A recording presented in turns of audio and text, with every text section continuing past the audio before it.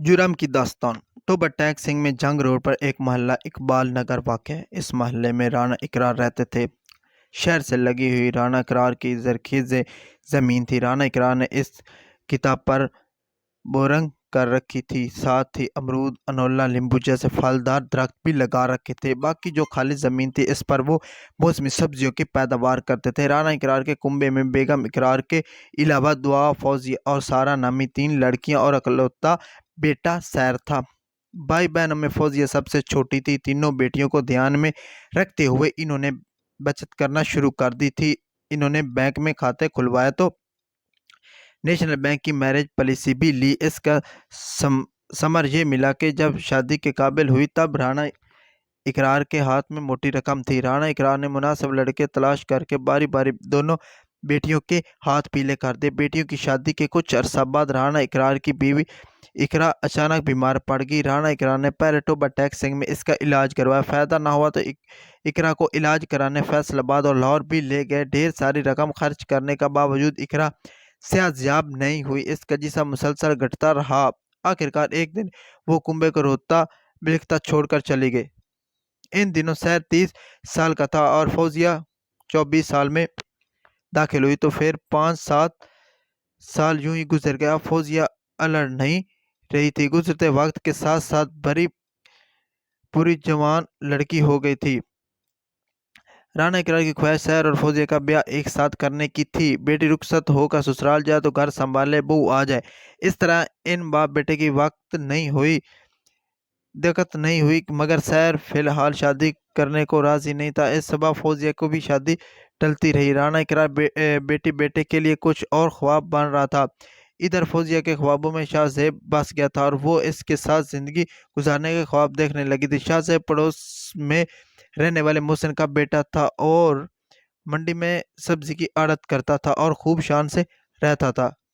پڑوسی ہونے کے ناطے شاہ زیب اور فوزیہ میں بہن بھائی کا رشتہ تھا۔ بچپن سے وہ اس رشتہ کو مانتے بھی تھے، مگر ایک دن دونوں کا رشتہ بدل گیا اور وہ دونوں ایک دوسرے کی محبت میں ڈوب گئے۔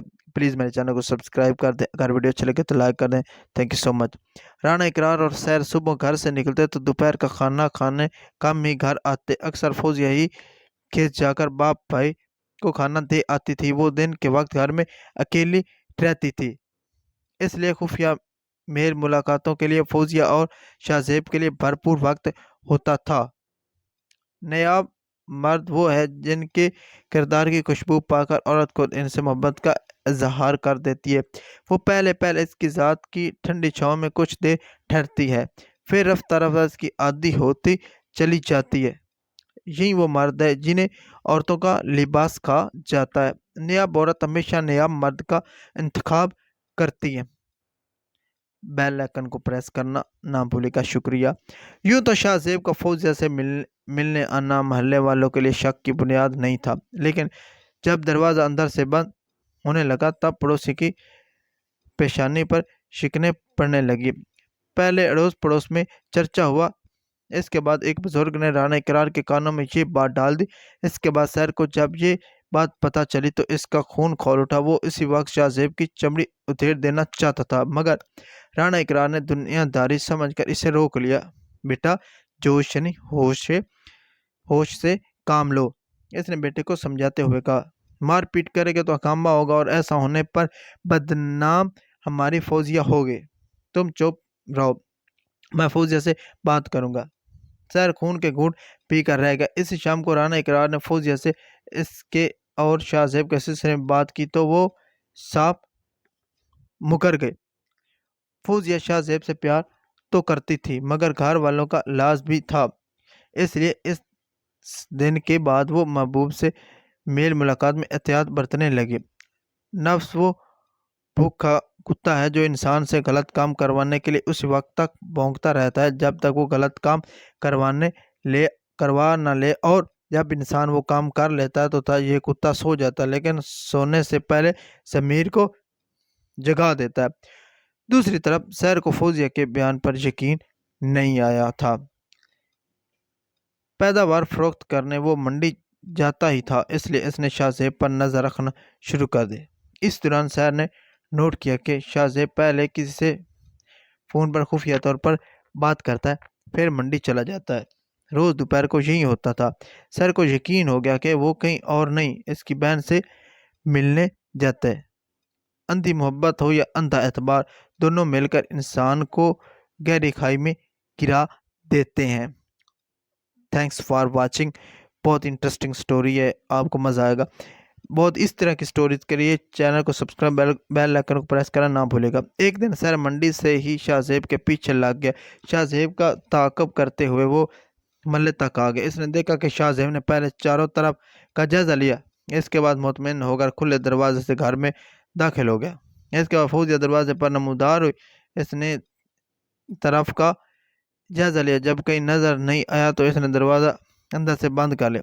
سیر شاہ زیب کو اپنی بہن کے عزت سے کھیلنے کا وقت نہیں دینا چاہتا تھا، اس لیے وہ فوراً دروازے پر جا پہنچا اور زور زور سے کنڈی پھٹنا شروع کر دی۔ کچھ منٹ تو لگا، مگر فوزیہ نے بدحواسی کے عالم میں دروازہ کھول دیا۔ سیر نے اسے خوب پیتا، اس کے بعد فون کر کے باپ کو بلا لیا۔ رانا اقرار گھر آیا تو اس نے بیٹی پر ہاتھ نہیں اٹھایا، مگر سنجیدگی سے بولا، بیٹی، میں تم پر اعتبار کرتا تھا، کیا خوب سلا دیا تم نے میرے اعتبار اور یقین کا۔ تمہاری کرنی سے آج میری عمر 10 سال کم ہو گئی۔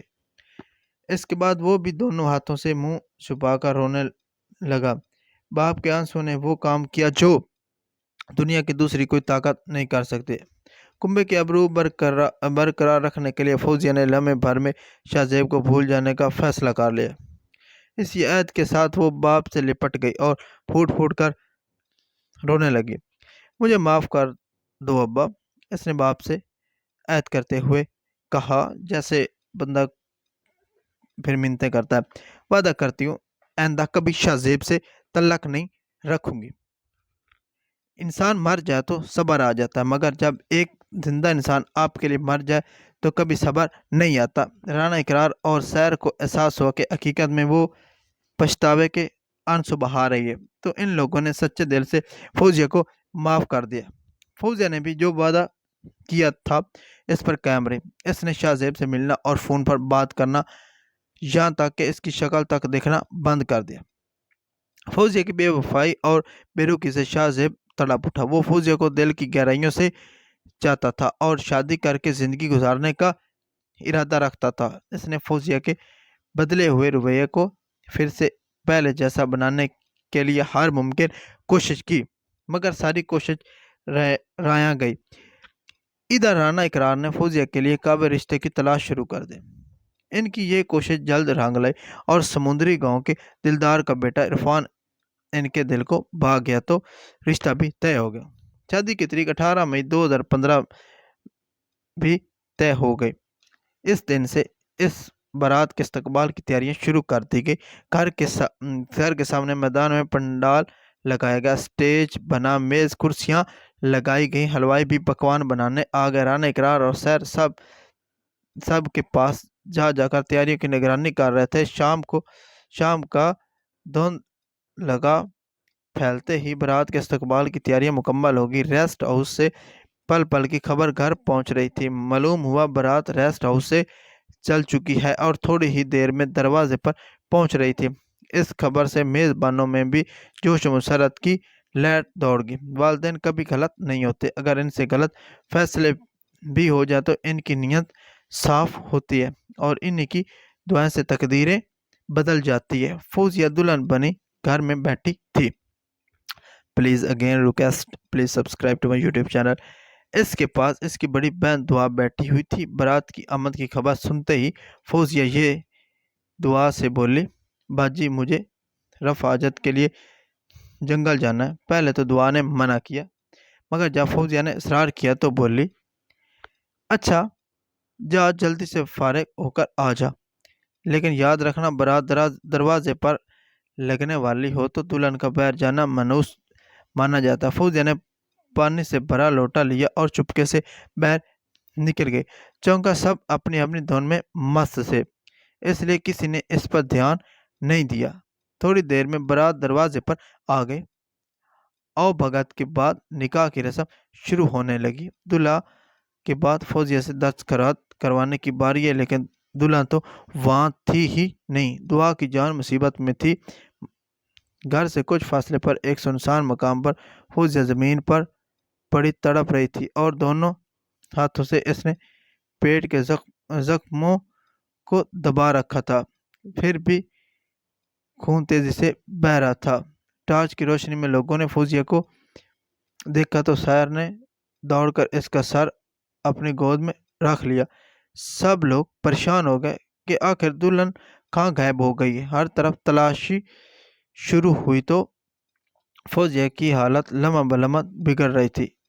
इसलिए आनन फानन इसे करीबी अस्पताल ले जाया गया, जहां इब्तदाई मायने में ही इसे मुर्दा करार दे दिया गया। फौजिया की मौत की खबर आते ही बारात दोबारा वापस बस में सवार होकर लौट गई, बगैर दुल्हन के।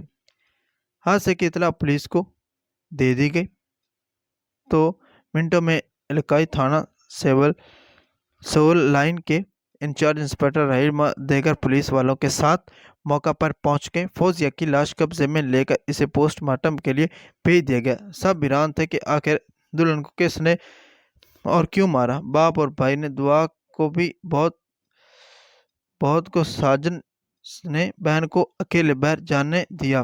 किसका भी जहन इस साने को कबूल करने को तैयार ना था। जहाँ कुछ लम्हे कबल खुशियाँ थी, वहाँ मातम हो रहा था। FIR नामालूम मुलजमान के खिलाफ कटी गई, मगर पुलिस ने शहर से तफसीलात लेने के लिए शाहजेब को शामिल तफ्तीश करने का फैसला किया। 6 रोज बाद पुलिस ने शोरकोट मोड़ से शाहजेब को गिरफ्तार कर लिया।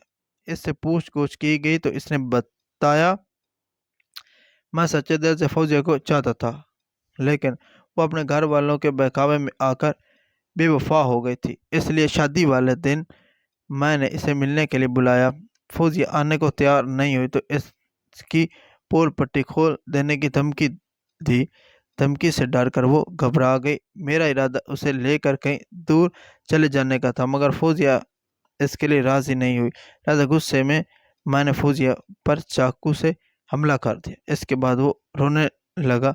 रोते रोते बोला, फौजिया मर गई, इसकी मौत का जिम्मेदार मैं हूँ और इसके लिए मैं खुद को कभी माफ़ नहीं करूँगा। शाहजेब की निशानदी पर पुलिस ने कत्ल में इस्तेमाल होने वाला चाकू और इसका मोबाइल फ़ोन जब्त कर लिया, जिससे इसने फौजिया को फ़ोन करके धमकाया था।